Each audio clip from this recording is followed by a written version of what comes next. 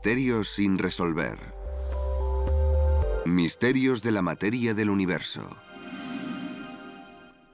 Hoy voy a hablar sobre aquellos fenómenos del universo que el hombre ha conseguido explicar, pero que no por eso dejan de ser sorprendentes. Algunos de ellos son incluso espeluznantes. Voy a empezar con los componentes básicos de la materia. En 1900, la mera existencia del átomo era solo una hipótesis. La palabra átomo significa indivisible en griego. En 1897, el físico británico J.J. Thomson descubrió el electrón, la primera partícula atómica. Era la única partícula que conocía, así que en los brindis que hacía durante la cena, solía decir, por el electrón, aunque no le encontraran ninguna utilidad. Pero, ¿qué es el electrón? Podemos medir su carga, podemos medir su masa. Tiene algo que llamamos spin y podemos medir el efecto que provoca en otras partículas. Todo esto se puede medir. Pero, ¿sabéis qué? Jamás hemos podido ver un electrón en sí mismo. Nunca. De hecho, un electrón es más pequeño que cualquier cosa jamás descubierta y medida por el hombre. Sabemos que es pequeño, pero aún nos queda saber cuán pequeño. Por lo que sabemos, podría ser infinitamente pequeño. Eso es el electrón, la partícula que conocemos y amamos. Luego está el protón, descubierto en 1911 por el físico neozelandés Ernest Rutherford. ¿Cómo lo descubrió? Pues iluminando el núcleo del helio. ¿Y qué hay en el núcleo del helio? 2 protones y 2 neutrones. El neutrón aún no se había descubierto, pero él sabía que eso era el núcleo del helio, a veces llamadas también partículas alfa. Lo que hizo fue crear una lámina de oro extremadamente fina y envió las partículas alfa, el núcleo del helio, contra esa lámina de oro. Quería comprobar cuántas de esas partículas se desviaban al chocar contra la lámina y cuántas la atravesaban, que descubrió así que casi cada núcleo del helio que mandaba contra la lámina la atravesaba sin ningún problema. Era una lámina de oro sólido de verdad. Así llegó a la conclusión de que los átomos están formados principalmente de espacio vacío, una asombrosa cantidad de espacio vacío. De hecho, el volumen del átomo es un cuatrillón de veces más grande que el volumen del propio núcleo. Para poner un ejemplo a escala, imagínate una pelota de béisbol sobre el montículo del lanzador en un estadio. La pelota sería el núcleo y el estadio sería el átomo. Se rumorea que Rutherford, que es quien descubrió esto, cuando se despertó a la mañana siguiente, tenía miedo de bajar de la cama y poner los pies en el suelo por si acaso atravesaba el suelo y aparecía en la planta de abajo de su casa. Esa es la consecuencia de ser la primera persona del mundo en desentrañar los misterios de la materia. Otra partícula que tenemos: electrones, protones, neutrones. Fue descubierto en 1932 por el físico británico James Chadwick. El neutrón. Tardamos un poco más en descubrirlo porque no tiene carga. Y cuando algo no tiene carga, es difícil encontrar el modo de que interactúe con otras cosas para descubrir que en realidad está ahí. Más tarde descubriríamos que los neutrones y los protones no son partículas en sí mismas, sino que están formados de quarks. 3 quarks cada uno. Pues si cada uno tiene una carga, el electrón es -1, el neutrón es neutro y el protón es +1. Y si los neutrones y los protones están compuestos de quarks, entonces los quarks debían de tener una carga fraccionada. Y en efecto, así es. Los quarks tienen una carga de 1/3 y 2/3. Y se pueden combinar de diferentes maneras para que su suma dé como resultado o bien carga cero o bien carga +1, en cuyo caso se formaría un protón. La teoría de los quarks fue planteada en 1964 por los físicos estadounidenses Murray Gell-Mann y George Zweig. 4 años más tarde, fue confirmada en el laboratorio del acelerador nacional SLAC, en 1968. 1968, el año más turbulento en la historia de Estados Unidos desde la Guerra de Secesión. Asesinatos, el movimiento estudiantil, la Guerra de Vietnam. Sin embargo, la persistencia por comprender el universo siguió en pie. Tales son las ganas de entendimiento por parte de una nación. ¿Pero de dónde viene esta palabra? Murray Gell-Mann había estado leyendo Finnegan's Wake, la novela de James Joyce. Uno de los pasajes dice: 3 quarks para Master Mark. Seguro que apenas sabe ladrar, y si sabe, tras una marca, lo va a ocultar. Sabía que había 3 partículas en los neutrones y los protones, así que debió pensar: ¿por qué no llamarlos quarks? Existen 3 tipos de quarks: de baja energía, de media y de alta. A los de baja energía los llamamos quark arriba y quark abajo. Los de media energía son quarks encantados y extraños. Los de alta energía, quark cima y quark fondo. Existen 6 tipos de quarks en este universo, 6. Así que Murray Gell-Mann estaba equivocado. Pensó que solo había 3, pero hay 6. Sin embargo, se siguen llamando quarks. Pues bien, lo espeluznante sobre los quarks es que no se puede aislar uno solo en el espacio. No se puede. ¿Por qué? Imagínate que tienes en las manos 2 quarks que están unidos y tratas de separarlos. Te reto a que hagas el intento. Cogerías de ambos extremos y empezarías a tirar y tirar con fuerza.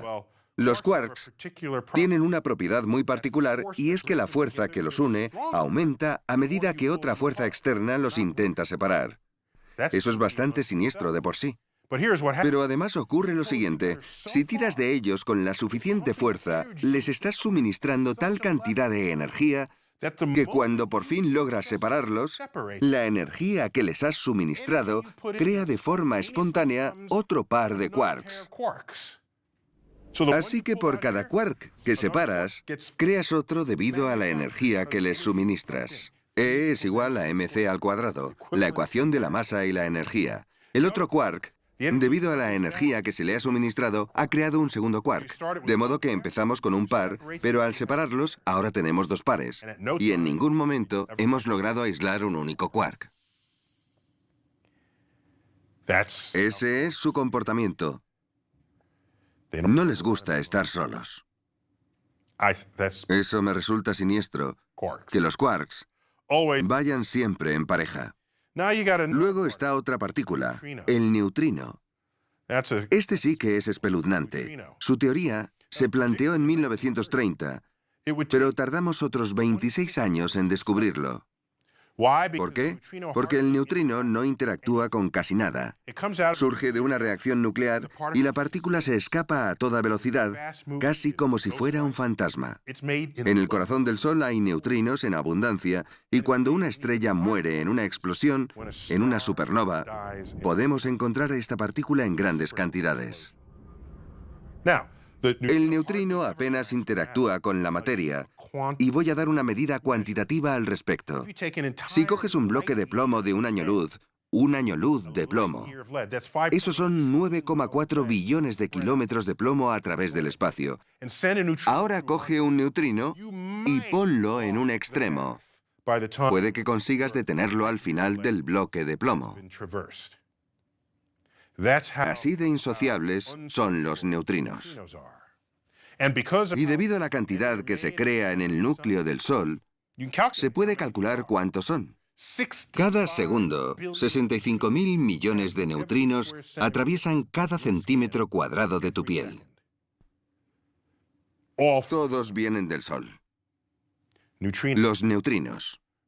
Esas partículas fantasmales sin carga que viajan a la velocidad de la luz.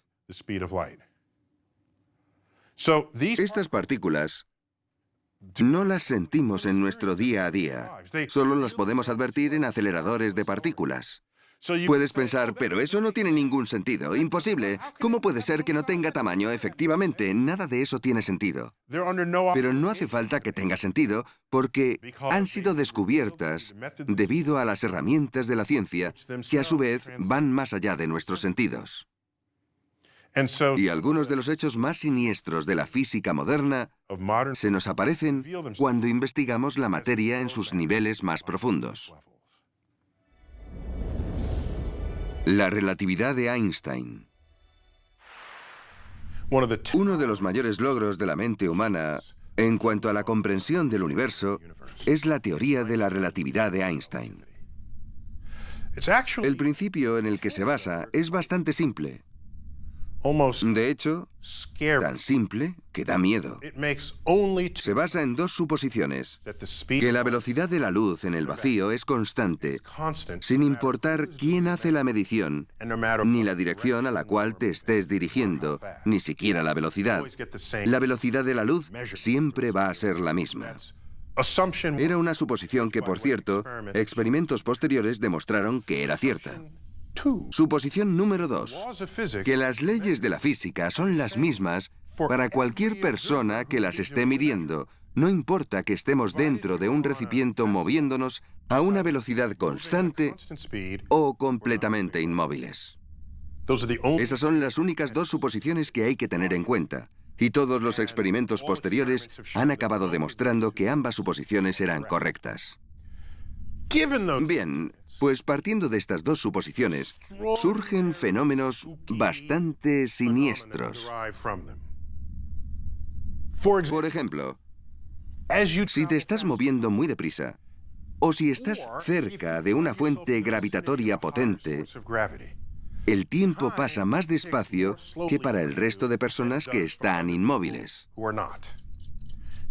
Y no solo tu reloj, sino que todo en tu cuerpo y en el ambiente se ralentiza.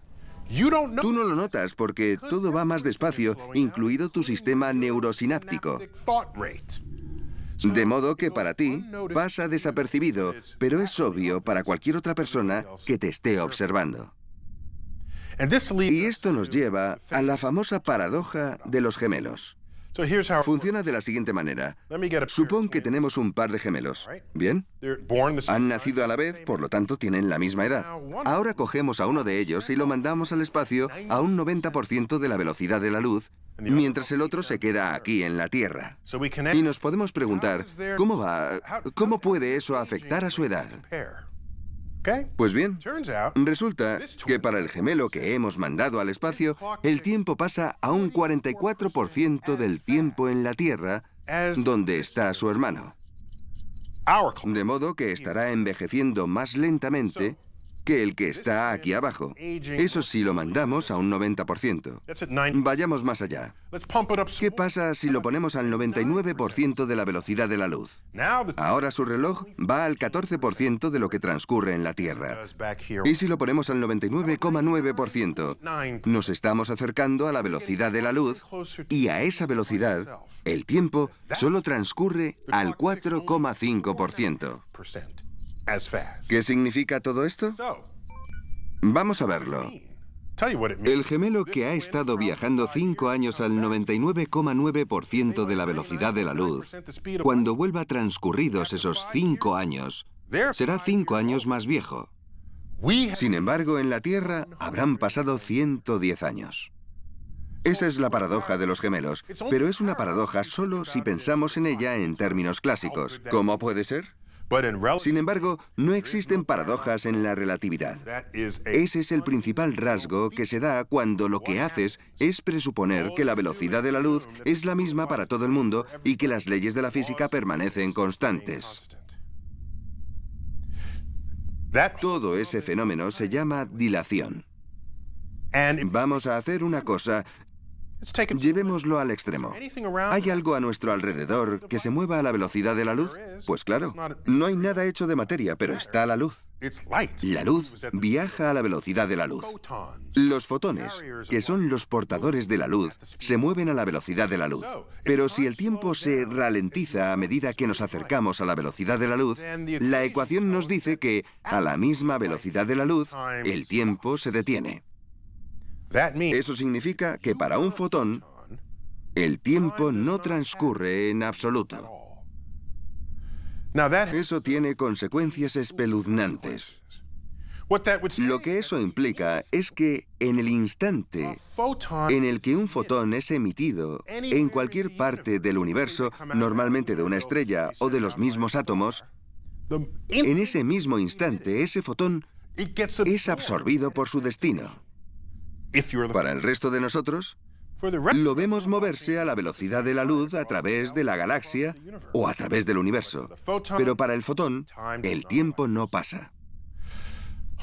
Cientos de miles, millones, miles de millones de años en nuestro tiempo son cero en el tiempo de un fotón. He reflexionado mucho sobre esto. He subido a la cima de las montañas con mi telescopio y mi detector, observando el centro de la galaxia, que era precisamente el sujeto de mi tesis. ¿Qué estará ocurriendo a 30.000 años luz de distancia? Y no paraba de pensar en esos fotones que han estado viajando 30.000 años en mi escala del tiempo, que han atravesado el espacio, la atmósfera terrestre, han bajado hasta mi telescopio y hasta mi detector. Ahí están, y estoy usando su existencia para que me ayuden a descifrar la naturaleza de la galaxia. Entonces me pregunté, ¿este fotón quería impactar contra mi detector? Y si no hubiera sido así, ¿dónde habrá impactado? Hay gente tomando el sol en la playa y algunos de estos fotones están aterrizando justo en sus traseros. Imaginaos que sois emitidos a años luz y lo primero contra lo que impactáis es el trasero de alguien que está tomando el sol en la playa. Así que me sentí orgulloso de poder estar usando esos fotones para investigar la naturaleza del universo, porque muchos otros fotones estaban pasando la Tierra de largo en busca de algo por lo que ser absorbidos. De modo que esa es la parte negativa de ser un fotón. De hecho, puesto que el tiempo no pasa para los fotones, no tienen vida. Lo único que existe de ellos es lo que hacemos y decimos una vez llegan aquí.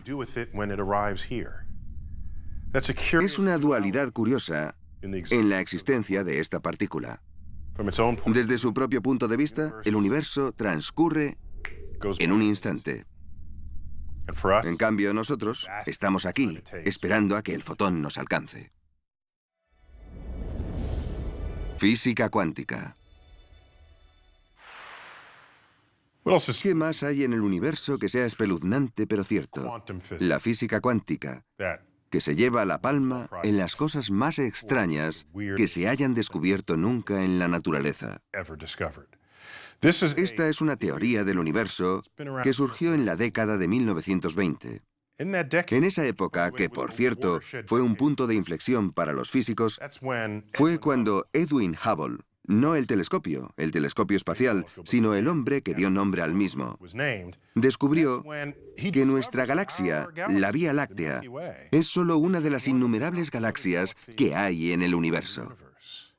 Y en esa misma década, descubrió que esas galaxias se alejan cada vez más unas de otras, lo que nos revela que todo el universo se está expandiendo. Si se hubieran otorgado premios Nobel a los astrónomos en aquella época, se habría llevado al menos 2. Edwin Hubble empezó a ejercer como abogado y luego se hizo astrónomo, un personaje interesante en la historia de mi campo. En cualquier caso, aquella década nos proporcionó la física cuántica, que resultó ser la teoría del universo de mayor éxito de las que se hayan presentado nunca. No se conocen límites a su aplicación ante cualquier problema con el que nos hayamos encontrado. Siempre ha sido efectiva. Sus predicciones han resultado ser ciertas cada vez que se han planteado. Por otra parte, hay teorías que podríamos calificar como exitosas, como la de la gravedad newtoniana.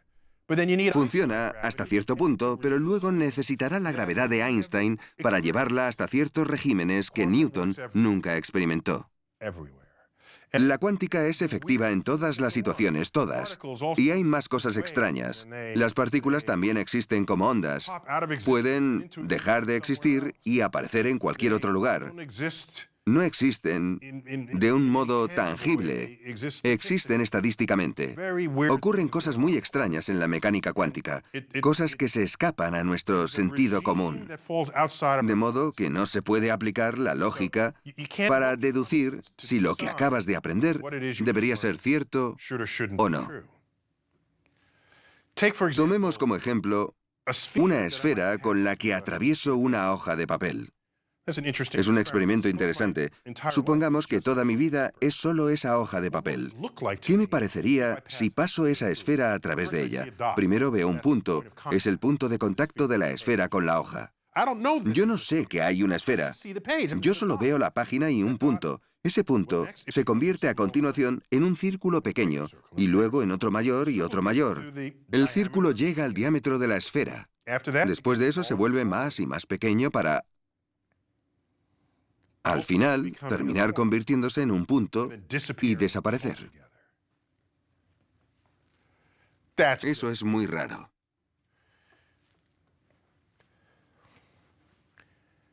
Si te lo describiera y yo no supiera que la esfera está atravesando la hoja de papel, pensarías que estoy loco. De modo que me planteo, y desde luego no soy el único, cuánto de lo que vemos en mecánica cuántica que desafía nuestro sentido común, que es extraño, raro, una locura, es en realidad algo sensato que está ocurriendo en otra dimensión que casualmente está atravesando nuestra dimensionalidad más baja. Muchas noches no duermo pensando en esto. Un aspecto interesante de la física cuántica es el llamado efecto túnel. Bien, ya hemos aprendido que una partícula también puede ser una onda. Una partícula tiene existencia en un punto. Aquí hay una partícula, ahora mismo, pero si pensamos en ella como una onda, la onda puede estar en varios sitios a la vez. Y cuando medimos esa onda, se convierte en una partícula. Si medimos la onda aquí, la partícula aparece aquí. Si medimos la onda allí, la partícula aparece allí. Así que hay una posibilidad de que puedas medir una partícula en cualquier lugar próximo. Resulta que la partícula puede pasar una barrera como si fuera un túnel, mientras que de otra forma no podría. Misterios sin resolver. Misterios de la materia del universo. Hoy voy a hablar sobre aquellos fenómenos del universo que el hombre ha conseguido explicar, pero que no por eso dejan de ser sorprendentes. Algunos de ellos son incluso espeluznantes. Voy a empezar con los componentes básicos de la materia. En 1900, la mera existencia del átomo era solo una hipótesis. La palabra átomo significa indivisible en griego. En 1897, el físico británico J.J. Thomson descubrió el electrón, la primera partícula atómica. El volumen del átomo es un cuatrillón de veces más grande que el volumen del propio núcleo. Para poner un ejemplo a escala, imagínate una pelota de béisbol sobre el montículo del lanzador en un estadio. La pelota sería el núcleo y el estadio sería el átomo. Se rumorea que Rutherford, que es quien descubrió esto, cuando se despertó a la mañana siguiente, tenía miedo de bajar de la cama y poner los pies en el suelo por si acaso atravesaba el suelo y aparecía en la planta de abajo de su casa. Era la única partícula que conocía, así que en los brindis que hacía durante la cena, solía decir, por el electrón, aunque no le encontraran ninguna utilidad. Pero, ¿qué es el electrón? Podemos medir su carga, podemos medir su masa. Tiene algo que llamamos spin y podemos medir el efecto que provoca en otras partículas. Todo esto se puede medir. Pero, ¿sabéis qué? Jamás hemos podido ver un electrón en sí mismo. Nunca.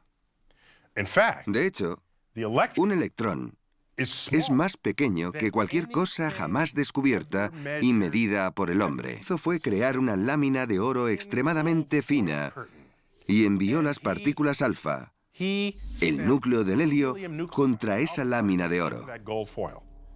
Quería comprobar cuántas de esas partículas se desviaban al chocar contra la lámina y cuántas la atravesaban, que descubrió así que casi cada núcleo del helio que mandaba contra la lámina la atravesaba sin ningún problema.